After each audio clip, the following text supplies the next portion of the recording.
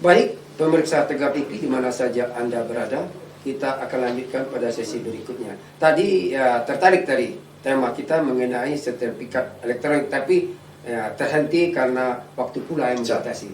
Kita akan lanjutkan saat ini. Pak Seto Apriyadi, Kepala Badan Pertanahan Nasional Kabupaten Lampung Selatan. Tentunya ini barangkali masyarakat juga ingin sedetail mungkin menjelaskan tentang sertifikat elektronik. Apakah seperti si A ini sudah punya sertifikat, sudah terbit, akan dijadikan sertifikat elektronik? Apakah ya sertifikat yang baru yang akan datang yang akan disepertikan sertifikat elektronik? Silakan jelaskan. Baik, terima kasih. Sertifikat elektronik sudah diluncurkan oleh Pak Presiden kemarin Januari kemarin sudah diluncurkan oleh Presiden khusus untuk tanah-tanah hak pakai pemerintah dulu, Pak. Oh, iya. Yang terutama itu tanah-tanah baru, tanah-tanah mentah yang yang belum bersertifikat didaftarkan khusus untuk hak pakai pemerintah. Bagaimana saja yang bisa dielektronikan untuk tahun ini. Kalau kedepannya sih mungkin beralih elektronik ya tahun depan mungkin ya. Tapi kalau untuk tahun ini untuk penerapan elektronik seperti yang Pak Thohir sampaikan tadi, kemungkinan masih belum. Karena kita proses yang tadi saya kembali ke sesi 3 tadi, proses untuk pendigitalisasian warga kita masih berjalan. Dan tidak bisa langsung kita terapkan seluruhnya langsung yang seperti mohon maaf kemarin kan gaduh takut sertifikatnya langsung harus di kantor pertanahan langsung ganti baru enggak. Yang masih ada di masyarakat masih berlaku. Sampai ada nanti peraturan yang menunjang kegiatan elektronik tersebut dan petunjuk selanjutnya. Jadi saya tidak bisa untuk komen untuk prosedur sertifikat yang sudah dipegang masyarakat itu masih sah. Yang untuk tahun ini kita prioritaskan untuk hak pakai, kegiatan BUMN dan juga aset-aset pemerintah dan negara. Pemda itu hampir rata-rata banyak lembaga yayasan keagamaan. Artinya itu pilot proyek pada tahun 2024 ini. Baik, Pak Seto Apriyadi, jelas dan benar itu apa yang disampaikan supaya masyarakat memahami. Tapi satu hal yang akan kita minta penjelasan lagi, dan tentunya ini ya masyarakat juga barangkali ada yang sudah tahu. Nah, seperti ini Pak Seto Apriyadi, ketika masyarakat katakanlah si A akan membeli tanah si B, si A ini sebelum terjadi transaksi dia bisa melihat daripada nomor sertifikat yang akan dijual si B ini. Apakah seperti itu? Seperti ini saat ini? Saat ini kan kalau untuk peralihan jual beli masih menggunakan notaris, Pak, PPAT. Nah, jadi kalau misalkan seperti yang Bapak tanyakan tadi itu kan di bawah tangan. Jadi perjanjian antara saya sama Bapak. Kalau misalkan kita mau meyakinkan pembeli, ya kan, ya harus kita harus punya data kan ini. Seperti itu.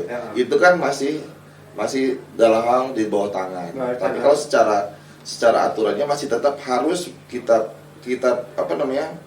transaksi ini harus kita bawa ke PPAT, pejabat pembuat akte tanah.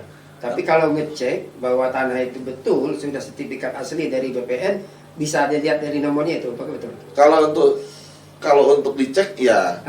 Kalau secara online itu di sentuh tanahku, di sentuh tanahku saya masih belum bisa memastikan ya. Tapi kalau bapak-bapak sendiri kan pastilah bisa. Kalau secara apalagi bapak punya akun bapak sendiri kan, pasti benar lah di situ. Tapi kan harus tetap dilakukan pengecekan online. Itu yang online yang langsung itu harus dilakukan oleh PPAT ya. Karena pakai akun pihak ketiga. Biar aman ya, tidak terjadi hal-hal yang tidak diinginkan, tidak dirugikan masyarakat seperti itu. Memang aturannya masih belum dicabut, Pak. Belum berubah. Jadi masih PP 24 terkait dengan PPAT total peralihan itu masih ada, makanya tetap sampai saat ini kita cuma meningkatkan dalam hal kapasitas aplikasi pelayanan Aplikasi aja. pelayanan, iya, aplikasi pelayanan. Baik. Baik Pak Seto Apriyadi, pertanyaan yang berikutnya ini barangkali perlu juga dijelaskan tentang sesi ketiga ini. Perkembangan masalah hingga saat ini tadi sudah sedikit. Nah, barangkali ini bisa lebih jelas lagi tentang mafia tanah, khususnya mungkin Lampung Selatan. Barangkali gambaran ini Siap. Terima kasih Pak. Memang untuk mafia tanah ini kita tidak lepas dari 3 pilar, yaitu Kementerian ATR BPN, Polisian, Polda dalam hal ini, dan juga Kejaksaan, Kejati dan Kejari. Sebagai target operasi hampir rata-rata itu terkait laporan-laporan yang masuk kepada Polda, Pak. Nah, dan itu memang setelah Polda menganalisis dan menilai apakah ini bisa jadikan target operasi, tinggal dibahas di Kanwil. Seperti itu. Tapi yang saya sampaikan tuh tahun 2023 alhamdulillah banyak target operasi yang selesai. Dan kemarin saya apresiasi untuk Lampung, Pak. Pak Polda dan Pak Kajati mendapat Pitmas dari Pak Menteri langsung terkait penanganan Menteri ATR BPN. Iya, penanganan mafia tanah yang bisa menyelesaikan masalah itu sampai tuntas. Seperti itu. Nah, karena memang untuk mafia tanah ini sangat sensitif dan terkait permasalahan yang berkemungkinan menjadi sengketa dan konflik itu masyarakat. Kalau secara garis besar banyak kegiatan kita, pengaduan pada masyarakat, banyak di kantor pertanahan dan kita usahakan untuk mediasi. Seluruhnya kita selesaikan mediasi non justisia lah. Jadi memang kita pengennya membuat kesepakatan, kita acara selesai. Tapi ada juga yang sudah masuk pengadilan, di PN dan di Petun banyak. Dan itu tidak bisa kita larang. Namanya orang mempertahankan hak mereka itu serahkan mereka. Dan juga untuk potensi konflik kita bekerja sama Polres dan juga terutama saya terima kasih nih dari bahkan banyak dari para pers, insan pers yang memberi masukan ke kita, media. Ada ini kemungkinan konflik mungkin kita langsung cepat.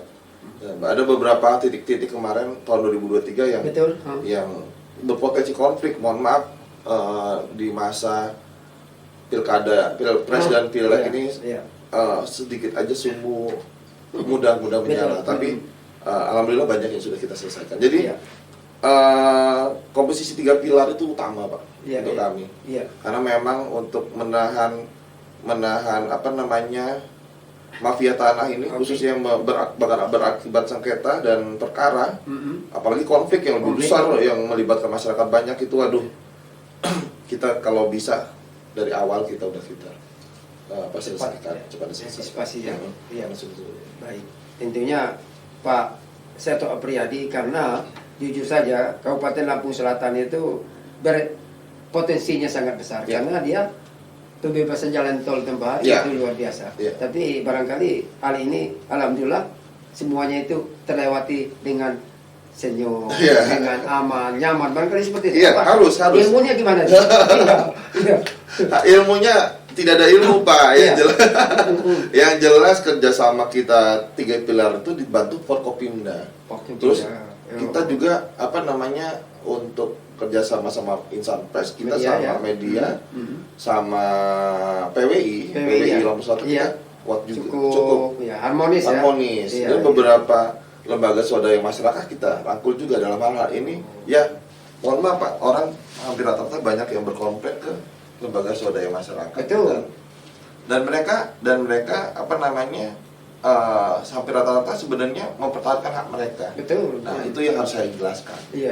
Poin apa nih yang menjadi hak kewajiban masyarakat itu yang sudah saya tuntaskan.